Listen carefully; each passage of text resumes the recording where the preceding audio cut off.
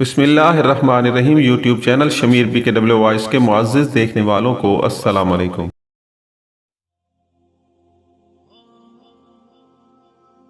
उसने जहांगीर से कहा कि आप पुलिस वालों को अच्छी तरह जानते हैं, यहाँ पत्थर दिल डकैत भी आकर मोम हो जाते हैं। ये तो कच्ची उम्र की लड़की है, इसे कहें कि हमें परेशान न करे ताकि हम इसे परेशान न करें। आप मुझे बताएं क्या पूछना है, जहांगीर ने पुरवकार लहजे में कहा। मैं गज़टेड ऑफिसर हूँ और अपनी ज़िम्मेदारियों को और आपकी ज़िम्मेदारियों को बखूबी समझता हूँ। जो पूछना है मुझसे पूछें और इस लड़की की मौजूदगी में पूछें। मैं आपको यकीन दिलाता हूँ कि ना ये झूठ बोलेगी ना मैं झूठ बोलूँगा। हम इसकी इस बात से इत्तफाक नहीं कर सकते थे, वो हमें हमारे तरीक़े तफ्तीश से हटा रहा था। हमने दोनों के अलग अलग बयान लेने थे। मैंने और सिंधु ने उसे बताया कि इस तरह हम अपना मकसद पूरा नहीं कर सकते। जहांगीर ने बड़े ही अच्छे तरीके से अच्छे अल्फाज में कहा कि हम मियाँ बीवी को इकट्ठे बिठाकर पूछें और बयान लें, और अगर उसके बाद इनके बयान या ज़रा सी कोई बात झूठी साबित हो तो दोनों को गिरफ़्तार कर लें। ये तो मैंने देख लिया था कि मरियम के मुंह से बात निकलवाना बड़ा मुश्किल था। ये ख़तरा भी था कि इससे ज़बरदस्ती बात कहलवाई गई तो ये ऊट पटांग और बेबुनियाद बातें शुरू कर देगी। कुछ देर हमारी बहस चली। सिंधु मुझसे पहले बोला और कहने लगा, चलो इन दोनों को इकट्ठे ही बिठा लेते हैं। मैंने बादल नख्वास्ता सिंधु की तायद कर दी। प्यार की प्यासी। जहांगीर साहब, मैंने कहा, आपकी पहली बेगम ने आप पर इल्ज़ाम आयद किया है कि आपने उसके खामद जमाली को कहीं कत्ल किया है और उसकी लाश उसके दरवाज़े में फेंक गए हैं। मोहतरम इंस्पेक्टर साहब, जहांगीर ने किसी रद्द-ए-अमल के इज़हार के बगैर पुरसुकून लहजे में कहा, क्या आप मेरी शराफत की तारीफ़ नहीं करेंगे? मैंने एक आदमी को उसके घर से कहीं दूर कत्ल किया और उसकी लाश उसके घर पहुंचा दी। अलबत्ता ये मेरी बद-इख़लाक़ी है कि मैं अपने मकतूल के कफन दफन के इंतज़ामात के लिए उसके घर रुका नहीं। ये बात तो हम भी तस्लीम नहीं करते, मैंने कहा, लेकिन आपकी साबका बेगम ने एक और बात सुनाई है। ये आपके किरदार पर मुनहसर है कि इसकी तस्दीक करें या तरदीद करें। उसने कहा कि इसे ये बात सुनाई जाए। मैंने उसे वो सारा बयान सुना दिया जो बुशरा ने दिया था और जहांगीर और उसकी बीवी मरियम को इसमें मुलव्विस किया था। मैंने इस वक्त मरियम का चेहरा देखा, बिल्कुल पीला पड़ गया था और शायद उसके हाथ कांप रहे थे। मोहतरम, जहांगीर ने कहा, इस औरत ने मेरे ख़िलाफ़ या मेरी इस बीवी के ख़िलाफ़ कोई सबूत पेश नहीं किया, कोई शहादत पेश नहीं की, ना ही उसने ये बताया कि इस वाक़या का कोई ऐनी शाहिद है। आप खुद हैरान होते होंगे कि एक कातिल अपने मकतूल की लाश उठाकर उसके घर रख आया या फेंक आया। आप मुझे और मेरी बीवी को गिरफ़्तार कर लें और कोर्ट में ये केस साबित करके दिखा दें। लेकिन जनाब, मैं एक ज़िम्मेदार ऑफिसर हूँ, आपकी ज़िम्मेदारियों को भी समझता हूँ। मैं आपसे बड़े अच्छे किरदार की तवक्को रखूँगा। आप मुसलमान हैं और ये इंस्पेक्टर सिख हैं। ये दोनों कौमें हिंदुस्तान की बहादुर और दिलेर कौमें समझी जाती हैं। दिलेर कौमों का इखलाक और किरदार दीन और धर्म बड़ा मजबूत होता है। मैं आप दोनों से यही तवक्को रखूँगा और सच बोलूँगा। आगे देखता हूँ आप मेरे इस अच्छे इखलाक की कदर करते हैं या मुझे ज़िल्लत में फेंकते हैं। मैं इस शख्स को आज तक नहीं भूला। उसके चेहरे पर एक नूर सा था, बल्कि मैं उसे जलाल कहूँगा। वो ऐसे पुरवकार तरीके से बोला कि मैं और सिंधु उसके मुंह की तरफ देखते रह गए। मुझे ऐसे ही लोग अच्छे लगा करते थे और अब भी मैं ऐसे ही लोगों को पसंद करता हूँ। मैं ये कहानी पढ़ने वालों की खिदमत में ये गुजारिश करूँगा कि मैंने अगर यहाँ से आगे कहानी इस तरह सुनाई कि जहांगीर ने क्या बयान दिया और उसके बाद मरियम ने इससे अलग हमें क्या बयान दिया, तो बात बहुत लंबी हो जाएगी और बेमज़ा भी हो जाएगी। एक एक बात दो दो तीन तीन बार दोहराई जाएगी। मैं बेहतर समझता हूँ कि असल कहानी जो मैंने सुनानी है ये मैं सीधे तरीके से सुना दूँ। जहांगीर ने बड़ा ठीक ठाक बयान दिया और उसके बाद उसकी बीवी मरियम भी अलग बैठकर बयान देने पर राज़ी हो गई थी। उसने अपनी गुजरी हुई ज़िंदगी की हर एक बात सुनाई। یہ ہے وہ کہانی جس کا پس منظر نفسیاتی تھا۔ اب آپ مجھ سے سیدھے طریقے سے باقی کہانی سنیں۔ یہ جہانگیر اور مریم کے بیانات سے اخذ ہوئی ہے۔ جہانگیر کی پہلی شادی کا قصہ تو میں سنا چکا ہوں۔ اس نے بشرا سے محبت کی تھی، لیکن بشرا نے اس کی محبت کی توہین کی۔ جہانگیر کو ایسا صدمہ ہوا کہ اس نے عہد کر لیا کہ باقی عمر شادی نہیں کرے گا۔ ایک تو بشرا نے اسے صدمہ دیا، اور اس سے بڑا صدمہ یہ کہ اس کا باپ بھی مر گیا، اور ماں کو بھی ایسا روگ لگا کہ وہ بھی زندہ نہ رہی، اور بڑا بھائی اس سے الگ ہو گیا۔ جہانگیر تنہا زندگی گزارنے لگا۔ اس نے ایک خانسامہ رکھ لیا تھا اور اسی کو اس نے زندگی بنا لیا۔ وہ اللہ کو اپنا ساتھی اور اللہ ہی کو اپنا سب کچھ سمجھتا تھا۔ عموماً ایسے لوگ شراب پینے لگتے ہیں یا کوئی اور بدکاری شروع کر دیتے ہیں، لیکن جہانگیر کا انداز کچھ اور تھا۔ اس نے اپنے آپ میں بنی نوع انسان کی محبت پیدا کر لی۔ اب آئیے مریم کے گھر کی طرف۔ مریم کی ایک بہن تھی اور 2 بھائی تھے۔ مریم سب سے چھوٹی تھی۔ قدرتی بات یہ کہ لڑکیوں کو باپ کے ساتھ محبت ہوتی ہے، لیکن مریم کا باپ کچھ عجیب سڑیل مزاج سا آدمی تھا۔ پیار کا جواب بھی غصے سے دیتا تھا۔ مریم باپ سے پیار چاہتی تھی، اور جب وہ چھوٹی سی تھی تو وہ باپ کو دیکھ کر اس کی طرف دوڑتی اور اس کی گود میں بیٹھنے کی کوشش کرتی تھی، لیکن باپ اسے پرے دھکیل اور دھتکار دیتا تھا۔ ہمارے گھرانوں میں یعنی 4 دیواری کی دنیا میں لڑکیوں کو اسی طرح غیر اہم اور بن بلائی مہمان سمجھا جاتا ہے، اور تمام تر پیار لڑکوں پر مرکوز کر دیا جاتا ہے۔ مریم کے ہاں بھی یہی کچھ ہوتا تھا۔ گھر میں مٹھائی آتی یا کوئی ایسی چیز آتی جو بچوں کو بہت پسند ہوتی ہے تو وہ لڑکوں کو دے دی جاتی، اور یہ دونوں لڑکیاں منہ دیکھتی رہ جاتی۔ مریم ضد کرتی تو اسے بڑی نفرت اور حقارت سے وہ چیز ذرا سی دے دی جاتی، یا اس کے منہ پر ایک تھپڑ جڑ دیا جاتا۔ عیدوں پر لڑکوں کے تو کپڑے بن جاتے، لیکن لڑکیوں کے پرانے کپڑے دھلوا کر انہیں پہنا دیے جاتے تھے۔ مریم بڑی ہوتی گئی اور اس نے دیکھا کہ اس کے ماں باپ آپس میں کھچے کھچے رہتے ہیں۔ کبھی تو وہ باقاعدہ لڑا بھی کرتے تھے، اور پھر دونوں اپنا اپنا غصہ دونوں بچیوں پر اتارتے تھے۔ بھائی جب بڑے ہوئے تو انہوں نے لڑکیوں کو اپنی نوکرانیاں سمجھ لیا۔ ان سے اپنے جوتے پالش کرواتے، اور اگر وہ نہ کرتیں تو ان کی پٹائی کر دیتے۔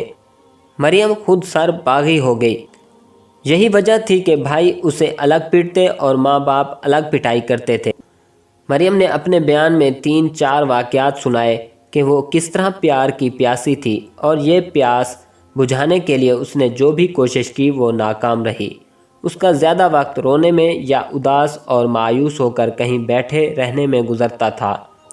اسے اسکول داخل کرا دیا گیا تھا، اور اسی عمر میں اسے گھر کے کام کاج میں لگا دیا گیا۔ اس کی بڑی بہن مریم کے الفاظ میں خوش قسمت نکلی۔ اسے ٹائیفائیڈ ہوا اور اسی سے وہ فوت ہو گئی۔ یہ ایک صدمہ تھا جو ابھی تک مریم کے دل پر طاری تھا۔ یہی ایک بہن اس کی ہمدرد تھی، وہ بھی نہ رہی۔ مریم کا روزمرہ کا معمول یہ تھا کہ اسکول سے آتی تو ماں اسے برتن دھونے پر لگا دیتی۔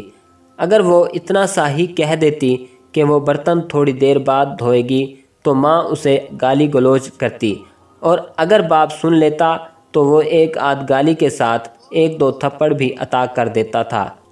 جہانگیر مریم کی ماں کی برادری کا آدمی تھا، شاید بہت دور کی کچھ رشتہ داری بھی بنتی تھی۔ وہ کبھی کبھی مریم کے گھر آیا کرتا تھا۔ مریم کا گھر ساتھ والے محلے میں تھا، کوئی دوری نہیں تھی۔ مریم کا باپ بھی جہانگیر کو اچھا سمجھتا تھا۔ وجہ غالباً یہ تھی کہ جہانگیر زندہ دل اور خوش مزاج آدمی تھا، اور اس نے کبھی کوئی گھٹیا یا جلی کٹی بات نہیں کی تھی۔ ہر کسی کا دل رکھنا جانتا تھا۔ مریم کی بڑی بہن مر چکی تھی۔ جہانگیر مریم کے ساتھ اسی طرح پیار کرتا تھا جس طرح بڑے چھوٹے بچوں کے ساتھ کیا کرتے ہیں۔ مریم نے اپنے بیان میں کہا کہ یہ واحد شخص تھا جس سے اسے بچپن میں پیار ملا، اور وہ اکثر جہانگیر کے انتظار میں رہتی تھی۔ مریم جب اسکول جاتی تھی تو جہانگیر کا گھر راستے میں پڑتا تھا۔ مریم اس وقت 5ویں یا 6ٹھی جماعت میں تھی جب جہانگیر نے بشرا کو طلاق دے دی تھی، اور وہ تنہا زندگی بسر کر رہا تھا۔ اسکول آتے جاتے کبھی جہانگیر اسے نظر آ جاتا تو وہ رک جاتی۔ ایک بار وہ جہانگیر کے گھر کے اندر چلی گئی वो बच्ची ही थी। इत्तेफाक से जहांगीर घर ही था। जहांगीर ने उसके साथ इसी तरह प्यार किया और शफकत दी जिस तरह बच्चों के साथ किया जाता है। यही एक तशन्नुगी थी जो मरियम को बेहाल किए रखती थी। जहांगीर ने उसकी ये तशन्नुगी ख़त्म कर दी।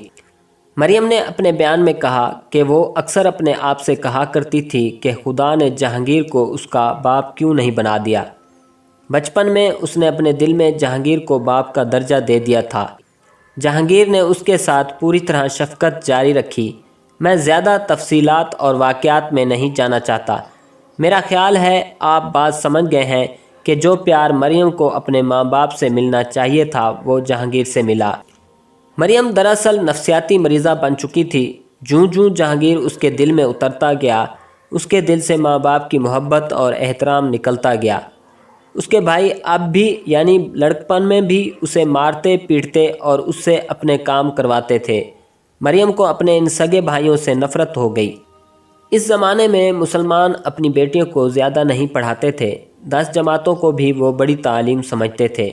मरियम ने मैट्रिक पास कर ली तो उसे घर रोक लिया गया। अब सारे घर के कामकाज उसकी ज़िम्मेदारी में दे दिए गए और उसके साथ माँ बाप की आपस की लड़ाइयाँ और फिर उनकी सारी फिटकार मरियम के हिस्से में आ गई। माँ बाप ने दोनों बेटों को शहज़ादा बनाकर रखा और उनकी नाजायज़ ज़रूरतें भी पूरी करते रहे। मरियम किसी न किसी तरह वक्त और मौका ढूंढकर जहांगीर के घर जा पहुंचती और उसका घर संवारने लगती थी। मसलन बर्तन इधर उधर पड़े होते तो वो उठाकर सही जगहों पर रखती। जहांगीर का बिस्तर ठीक करती, जो होता ही ठीक था, लेकिन मरियम को इस घर के साथ उन्स हो गया था क्योंकि उसे प्यार इसी घर से मिलता था। एक रोज़ जहांगीर ने उसे कहा कि वो अब इसके पास ना आया करे क्योंकि वो जवान हो गई है और वो कितना ही नेक पाक क्यों ना हो, उसके लिए गैर मर्द है और फिर लोगों के मुंह बंद नहीं किए जा सकते। मरियम ने कहा कि लोग मेरे मुंह पर आकर मुझे बदनाम और रुस्वा करें तो भी वो परवाह नहीं करेगी। जहांगीर ने उसे कहा कि वो ना आया करे, इसकी बजाय वो खुद उसके घर आ जाया करेगा। मरियम ने यह भी कबूल ना किया। नफ्सियात के डॉक्टरों से पूछें, वो आपको बताएंगे कि मरियम की तरह प्यार की तरसी हुई लड़कियां अमूमन किसी न किसी के प्यार के धोखे में आकर ख़राब हो जाती हैं और इस किस्म के फ़रेबकार इन्हें गुम ही कर देते हैं। मरियम के किरदार में ऐसी कोई कमज़ोरी पैदा ना हुई, अलबत्ता वो जहनी लिहाज से ठीक ना रही। जहांगीर के पास जाकर वो बिल्कुल ठीक हो जाती थी।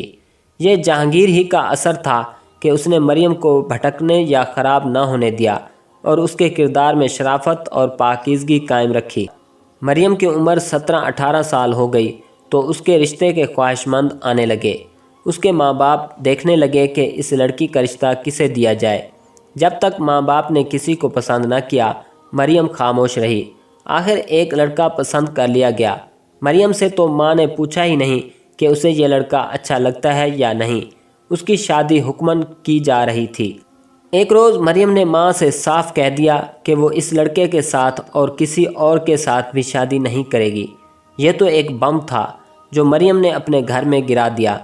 बाप को पता चला तो उसने मरियम की पिटाई कर दी।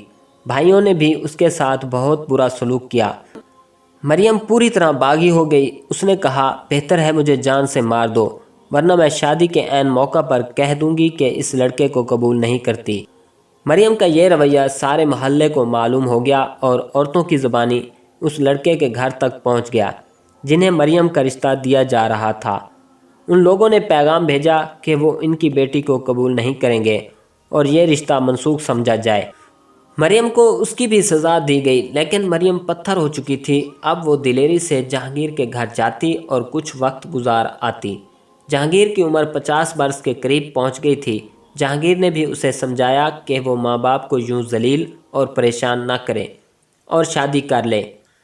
मरियम कहती थी कि उसके माँ बाप ने उसे जिस जहन्नम में पाला है उसका असर उसके जहन में है और उस पर वो काबू नहीं पा सकती। वो माँ बाप का कहा मानना चाहती थी तो उसके अंदर कोई ऐसी कुव्वत थी जो उसे इनकार पर मजबूर कर देती थी। मरियम को घर में अछूत की हैसियत दे दी गई। एक रोज़ उसने ऐलान कर दिया कि वो जहांगीर के साथ शादी करेगी। ये एक और बम था जो उसने अपने घर में गिरा दिया था। उसके धमाके से माँ बाप और भाइयों के होश व हवास उड़ गए उनके लिए एक सदमा तो ये था कि मरियम अपनी उम्र का कोई रिश्ता कबूल नहीं करती थी, और अब दूसरा सदमा ये हुआ कि उनकी बेटी का दिमागी तवाज़ुन बिगड़ गया है। मरियम के माँ बाप और उसके भाई, जो बड़ी अच्छी तालीम भी पा चुके थे, ये समझने की अहलियत नहीं रखते थे कि मरियम जहांगीर को क्यों इतना ज़्यादा चाहती है कि उसके साथ शादी का फ़ैसला कर रही है। उन्होंने अपनी फितरत के मुताबिक ये सोचा कि लड़की जहांगीर से मिलती मिलाती रहती है, और जहांगीर ने उसे फांस लिया और उस पर ना जाने कैसा जादू कर दिया है कि लड़की उसकी बीवी बनने पर आ गई है। मरियम के माँ बाप जहांगीर के जा सर चढ़े और उस पर इल्ज़ाम ठोसा कि उसने उनकी बेटी को गुमराह कर दिया है। जहांगीर ने उन्हें समझाने की बहुत कोशिश की, लेकिन वो तो मरने मारने पर तुले हुए थे। जहांगीर ने अपने बयान में एतराफ़ किया कि मरियम को वो किसी और हैसियत से चाहता था, लेकिन मरियम ने ऐसे वालिहाना तरीके से उसके साथ प्यार और मोहब्बत का इजहार किया कि उसमें मर्दों वाली कमज़ोरी बेदार हो गई, और उसने भी ये फ़ैसला कर लिया कि लड़की राज़ी है तो वो उसके साथ शादी कर लेगा। इस तरह जहांगीर के प्यार और मोहब्बत का अंदाज़ और रंग बदल गया। मरियम के बाप ने जहांगीर का अपने घर में आना बंद कर दिया, और ये बात दूर तक पहुंची। मरियम के भाइयों ने जहांगीर को किसी की मार्फत धमकियां दीं, जिनके जवाब में जहांगीर ने कहा कि अब वो उनकी बहन के साथ शादी करके ही रहेगा। मरियम पर एक और रिश्ता ठूंसने की कोशिश की गई, जो मरियम ने ठुकरा दिया, और साथ ये भी कह दिया कि वो घर से निकल जाएगी और जहांगीर के घर पहुंच जाएगी और वहां शादी कर लेगी। ये बात खासी लंबी है, मैं इसे मुख्तसर करके सुनाता हूँ। ये मसला बरादरी के पंचों तक पहुँचा। जहांगीर गज़टेड अफसर हो चुका था और सोसाइटी में उसे बड़ा ही बाइज़्ज़त मकाम हासिल हो गया था, जिसकी वजह यह थी कि वो हर किसी के दुख सुख में शरीक होता था, और उसने लोगों के साथ नेकी ही की थी। उसके खिलाफ किसी को कोई शिकायत नहीं थी। बरादरी के पंचों यानी बुज़ुर्गों ने हालात का जायज़ा लेकर और मरियम का रवैया देखकर और फिर जहांगीर की हैसियत और किरदार देखकर ये फ़ैसला दे दिया कि लड़की की शादी जहांगीर के साथ कर दी जाए। इस तरह एक रोज़ जहांगीर और मरियम की शादी हो गई।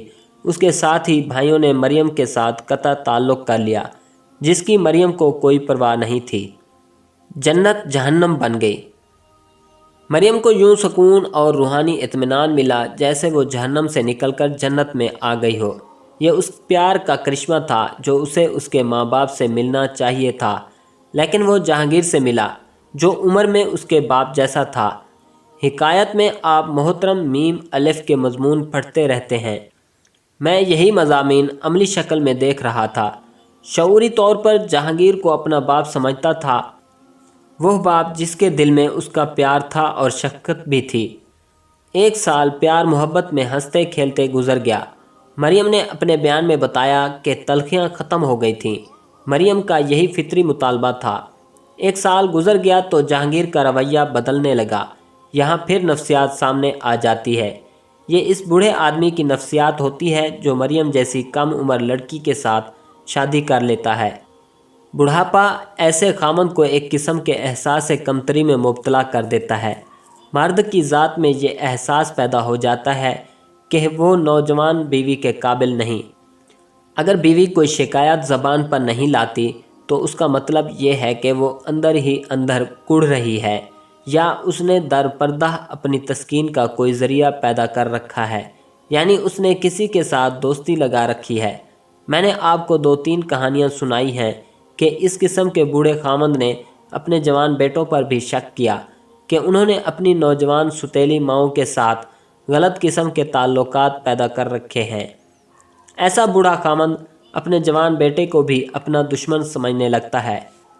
जहांगीर में भी यही नफ्सियाती अमल या रद्द अमल शुरू हो गया।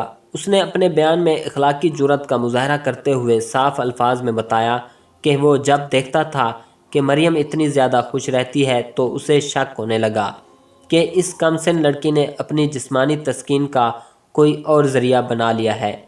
उसका असर यह हुआ कि जहांगीर ने मरियम को शक की निगाहों से देखना शुरू कर दिया। कुछ तो उसकी तबीयत पहले ही वहमी सी थी, अब ये वहम पहले से बहुत ज़्यादा हो गया। वो बात बात पर मरियम को टोकने लगा। दफ्तर से आता तो उससे पूछता कि वो छत पर गई थी या नहीं। اگر وہ کہہ دیتی کہ گئی تھی تو جہانگیر پوچھتا کسے دیکھنے گئی تھی اور پھر اس پر الزام تھوپ دیتا۔ مریم نے الگ بیان میں کہا کہ وہ جس جہنم سے نکلی تھی وہ جہنم از سر نو پیدا ہونے لگا اور اس کی جنت جہنم میں بدلنے لگی۔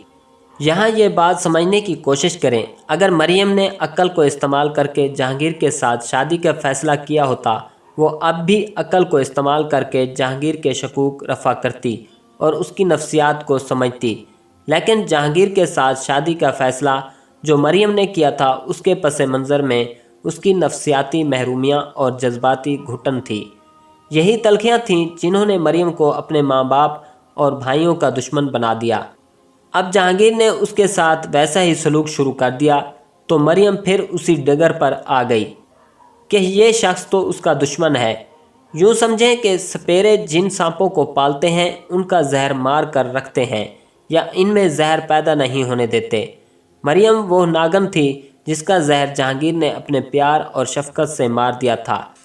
اس ناگن نے موقع دیکھا اور شہ ملی تو اس کے اندر پھر وہی زہر پیدا ہو گیا۔ اب وہ پھر ڈسنے کے لیے تیار تھی۔ ماں باپ کے گھر میں اس کے اندر جو خود سری اور سرکشی پیدا ہوئی تھی اسے جہانگیر نے دبا دیا تھا، لیکن اب پھر اس میں سرکشی اور خود سری نے سر اٹھایا۔ ایک روز جہانگیر نے کچھ ایسا ہی شک کیا تو مریم نے اسے کھری کھری سنا ڈالی۔ جہانگیر نے اس کے منہ پر تھپڑ مارا۔ یہ آخری حد تھی مریم کی برداشت کی۔ اس نے اپنے بیان میں کہا کہ وہ جہانگیر سے انتقام لینے کے طریقے سوچنے لگی۔ اتفاق کی بات دیکھیں کہ انہی دنوں اس کی بے تکلفی بشرا کے ساتھ پیدا ہو گئی۔ یہ میں پہلے بشرا کی زبانی سنا چکا ہوں کہ اس عورت نے مریم کی عقل کس طرح اپنے قبضے میں لے لی تھی۔ مریم بھری بیٹھی تھی اور وہ سمجھی کہ اسے جو پیار ملا تھا وہ پھر اس سے محروم ہو گئی ہے۔ اس نے اپنے بیان میں کہا کہ بشرا نے اسے طریقہ بتایا کہ جس سے جہانگیر سے نجات حاصل کی جا سکتی تھی۔ مختصر یہ کہ مریم نے بشرا کے بیان کی تصدیق کر دی۔ اس نے صاف الفاظ میں کہا کہ جمالی نے جہانگیر کو قتل کرنے کا یہ طریقہ بنایا تھا۔ دراصل یہ اقبال جرم یا سچا بیان جہانگیر پہلے ہمیں دے چکا تھا اور اس نے مریم کی حوصلہ افزائی کی تھی اور اسے کہا تھا کہ وہ سچ بولے اور جو کچھ ہوا ہے وہ بالکل صحیح بیان کرے۔ مریم نے اس کے کہنے پر پورا عمل کیا۔ اس نے اپنے بیان میں یہ بھی کہا کہ وہ فیصلہ کر چکی تھی کہ جہانگیر کو اس طرح مروا کر وہ خودکشی کر لے گی۔ اس کے ساتھ اس کے ذہن میں وہ جوان آدمی بھی تھا جس کے متعلق بشرا نے اسے بتایا تھا۔ مختصر یہ کہ مریم ایک بڑے ہی خطرناک دوراہے پر پہنچ چکی تھی اور فیصلہ نہیں کر پا رہی تھی کہ خاوند کو مروا کر وہ کیا کرے گی۔ ایک تو یہ واردات عجیب و غریب تھی اور پھر جس طرح جہانگیر اور مریم نے بیان دیے وہ بھی حیران کن بات تھی۔ حیران کن اس لیے کہ اتنا سچ یا اتنی دلیری سے سچ کوئی خدا کا خاص بندہ ہی بولتا ہوگا۔ یہ کہانی ایک اور ہی مقام پر آن پہنچی۔ اس کے متعلق جہانگیر نے مجھے الگ بیان دیا اور مریم نے الگ دیا اور دونوں کے بیان ایک دوسرے کی تصدیق کرتے تھے۔ وہ رات آئی جب جمالی نے جہانگیر کے گھر آ کر اس کا گلا دبانا تھا اور اس کی لاش کو چھت کے پنکھے کے ساتھ لٹکانا تھا۔ جہانگیر کو تو معلوم ہی نہیں تھا کہ یہ رات اس کی زندگی کی آخری رات ہو سکتی ہے۔ وہ تو روزمرہ کی طرح سویا اور پھر نیند نے اسے بالکل ہی بے خبر کر دیا۔ مریم کو نیند نہیں آ رہی تھی۔ کسی کو سوتے میں قتل کر دینا آسان ہے لیکن قتل کرنا آسان کام نہیں۔ یہ قتل ایسی نوعیت کا تھا جو ایک خوفناک ڈرامہ تھا۔ مریم کو پوری طرح یقین نہیں تھا کہ یہ ڈرامہ کامیاب ہو جائے گا۔ اسے یہ ڈر بھی تھا کہ جمالی کے آنے سے پہلے ہی جہانگیر کی آنکھ نہ کھل جائے۔ خاوند واپس کر دیا۔ مریم لیٹ تو گئی لیکن نیند نہ آئی۔ اس کے ذہن میں کشمکش جاری ہو گئی اور جمالی کے آنے کا وقت قریب آ گیا۔ مریم نے باہر والا دروازہ کھلا رکھا تھا، صرف کواڑ بند تھے۔ جب رات آدھی گزر گئی اور اب کسی بھی لمحے جمالی نے آ جانا تھا، مریم اٹھ بیٹھی۔ کمرے میں 0 نمبر کا نیلا بلب جل رہا تھا۔ اس نے سوئے ہوئے جہانگیر کو دیکھا۔ وہ گہری نیند سویا ہوا اور سکون کی سانسیں لے رہا تھا۔ مریم کی نظریں اس کے چہرے پر جم گئیں۔ آہستہ آہستہ مریم کا ذہن پیچھے گزرے ہوئے دنوں کی طرف چل پڑا۔ اسے اپنے گھر کی اذیتیں اور تلخیاں یاد آئیں اور پھر اسے وہ جہانگیر یاد آیا جو اس کے مجروح جذبات کو پیار سے سہلا لیا کرتا تھا۔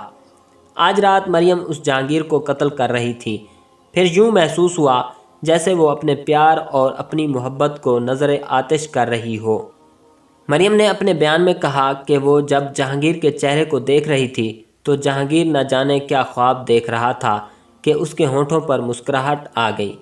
یہ مسکراہٹ ایک تلوار بن گئی اور یہ تلوار مریم کے دل میں اتر گئی، اور پھر اس نے ایسے محسوس کیا جیسے اس کے دل میں جو زہر بھر گیا تھا وہ بہہ نکلا ہو۔ مریم کے ہاتھ جہانگیر کے چہرے کی طرف بڑھے، وہ اس چہرے کو ہاتھوں میں لے کر چوم لینا چاہتی تھی کہ جہانگیر کی آنکھ کھل گئی اور وہ مریم کو اپنے پاس بیٹھا دیکھ کر اٹھ بیٹھا اور پوچھا وہ کیوں جاگ رہی ہے۔ مریم اس کے ساتھ لپٹ گئی اور بچوں کی طرح پھوٹ پھوٹ کر رونے لگی۔ جہانگیر نے اپنے بیان میں کہا تھا کہ اسے پتہ نہیں چل رہا تھا کہ مریم کو کیا ہو گیا ہے، اس کی تو روتے روتے ہچکی بند گئی تھی۔ جہانگیر اسے جھنجھوڑ جھنجھوڑ کر پوچھتا تھا کہ اسے ہوا کیا ہے۔ مجھے اپنے ہاتھوں قتل کر دیں، مریم نے روتے ہوئے کہا، میرا گلا گھونٹ دیں، میں آپ کے پیار کی قیمت نہیں چکا سکی اور مجھ سے آپ ناراض ہیں۔ جہانگیر کے دل میں اس کی محبت تو تھی ہی، اس نے مریم کو اپنے بازوں کے گھیرے میں لے لیا اور کہا کہ اسے اس کے خلاف کوئی شکایت نہیں۔ مریم نے جہانگیر کو بتایا کہ آج رات وہ اسے قتل کروانا چاہتی تھی اور جمالی آنے والا ہی ہوگا۔ جہانگیر حیرت زدہ ہو کر دیکھنے لگا، لیکن مریم رو رو کر اسے بتا رہی تھی کہ وہ نہ جانے کس پاگل پن میں یہ ڈرامہ رچا بیٹھی تھی، لیکن اب وہ دل سے ساری قدورت نکال چکی ہے اور محبت کے جواب میں وہ بتا رہی ہے کہ موت جہانگیر کی طرف بڑھ رہی ہے۔ مختصر یہ کہ اس نے جہانگیر کو بتا دیا کہ بشرا نے کیا طریقہ سوچا تھا اور جمالی اس طریقے پر عمل کرنے کے لیے آ رہا ہے۔ جہانگیر نے اپنے بیان میں اس واقعہ کی پوری تفصیل سنائی اور کہا کہ مریم کی حالت ایسی تھی کہ اس کے دل سے مریم کے خلاف سارے وہم اور ساری شکایتیں نکل گئیں، بلکہ اس لڑکی پر ترس آنے لگا کہ اپنے ماں باپ کے گھر یہ اذیتوں میں پڑی رہی اور اسے مجھ سے محبت ملی تو میں نے اس پر بیہودہ الزام تھوپے۔ جہانگیر نے مریم سے کہا کہ جمالی کو آنے دو، تم باہر دروازے پر چلی جاؤ اور اسے کہنا کہ جہانگیر شام کو گھر آیا تھا اور اسے اچانک آگرہ جانا پڑا ہے اور وہ کل شام کو واپس آئے گا، اس کے بعد میں سنبھال لوں گا۔ جہانگیر نے مریم کو بتایا کہ بشرا اس کی ہمدردی میں نہیں بلکہ اس کے ذریعے جہانگیر سے انتقام لے رہی تھی۔ مریم باہر چلی گئی اور باہر والے دروازے کے ساتھ اندر کی طرف جا کھڑی ہوئی۔ جہانگیر صحن میں آ گیا اور ڈیوڑی کے اندر والے دروازے کے ساتھ کھڑا رہا۔ زیادہ دیر نہیں گزری تھی کہ باہر والا کواڑ کھلا اور جمالی اندر آیا۔ مریم نے اس کا استقبال کیا اور کہا کہ آج شام جہانگیر گھر آیا اور کسی سرکاری کام کے لیے فوراً ہی آگرہ کے لیے روانہ ہو گیا تھا اور کل شام واپس آئے گا، اس لیے یہ کام کل رات کریں گے۔ جمالی گنڈا اور بدماش تھا اور وہ جرم و گناہ کی دنیا کا بندہ تھا۔ اس نے سنا کہ جہانگیر گھر میں نہیں اور مریم گھر میں اکیلی ہے تو اس نے خوشی کا اظہار کیا اور مریم سے کہا کہ چلو یہ بھی اچھا ہے، آؤ اندر چلتے ہیں اور آج تھوڑا سا جشن ہی منا لیتے ہیں، تمہارا کام آج نہیں تو کل ہو ہی جائے گا، چلو اندر۔ اس کے ساتھ ہی جمالی نے باہر والے دروازے کی چٹکنی چڑھا دی اور مریم کو بازو سے پکڑا۔ مریم سمجھتی تھی کہ یہ اس کے ساتھ اندر کیوں آ رہا ہے۔ اس نے جمالی سے کہا کہ وہ واپس چلا جائے اور وہ اسے اندر نہیں آنے دے گی۔ بے وقوف لڑکی، جمالی نے کہا، میں اس کام کے لیے کئی ہزار روپے لیا کرتا ہوں اور تمہارا کام مفت کر رہا ہوں اور تم ہو کہ مجھے مایوس کر کے گھر سے نکال رہی ہو، میں جہانگیر جیسا بوڑھا تو نہیں۔ مریم نے لپک کر باہر والے دروازے کی چٹکنی کھول دی اور جمالی سے کہا کہ وہ چلا جائے اور پھر یہاں کبھی نہ آئے، لیکن جمالی نے اس کا بازو پکڑا اور اسے اندر کی طرف گھسیٹنے لگا۔ مریم اچھل کود کر رہی تھی۔ جمالی نے اسے کمر سے دبوچ کر اٹھانے کی کوشش کی لیکن مریم پوری طرح مزاحمت کر رہی تھی۔ جہانگیر ڈیوڑی والے دروازے کے ساتھ صحن کی طرف کھڑا تھا۔ اس نے جو ہی دیکھا کہ جمالی دست درازی پر اتر آیا ہے تو وہ دبے پاؤں دوڑتا باورچی خانے میں گیا اور وہاں سے مرچ مسالہ رگڑنے والا ڈنڈا لے آیا۔ آپ جانتے ہیں یہ ڈنڈا کتنا وزنی ہوتا ہے؟ جہانگیر نے اپنے بیان میں بتایا کہ اس کا ارادہ قتل کا نہیں تھا، ایسا ارادہ ہوتا تو وہ باورچی خانے سے چھری لے آتا۔ جہانگیر ڈیوڑی میں داخل ہوا۔ ڈیوڑی میں اندھیرا تھا، سوئچ اندر والے دروازے کے ساتھ تھا۔ جہانگیر نے سوئچ آن کر کے ڈیوڑی روشن کر دی۔ اس وقت جمالی مریم کو اندر والے دروازے کی طرف گھسیٹ رہا تھا۔ اس نے مریم کا بازو پکڑ رکھا تھا۔ جہانگیر نے اتنا وزنی اور موٹا ڈنڈا گھما کر پوری طاقت سے جمالی کے سر پر مارا۔ جمالی کے ہاتھ سے مریم کا بازو چھوٹ گیا اور وہ چکرا کر گرا۔ جہانگیر نے دیکھا تو جمالی ابھی سانس لے رہا تھا۔ اس کا خیال تھا کہ یہ ہوش میں آئے تو اسے گھر سے باہر نکال دے۔ وہ جمالی کو اور زیادہ مارنا نہیں چاہتا تھا۔ مریم نے گھبرا کر جہانگیر سے کہا کہ دیکھیں یہ مر ہی تو نہیں گیا۔ جہانگیر نے جمالی کی نبض دیکھی، پھر دل پر ہاتھ رکھا اور پھر انگلی اس کی ناک پر رکھی تو پتہ چلا کہ وہ مر چکا ہے۔ مریم بہت ہی گھبرائی، لیکن جہانگیر ذرا بھی گھبرایا ہوا نہیں تھا۔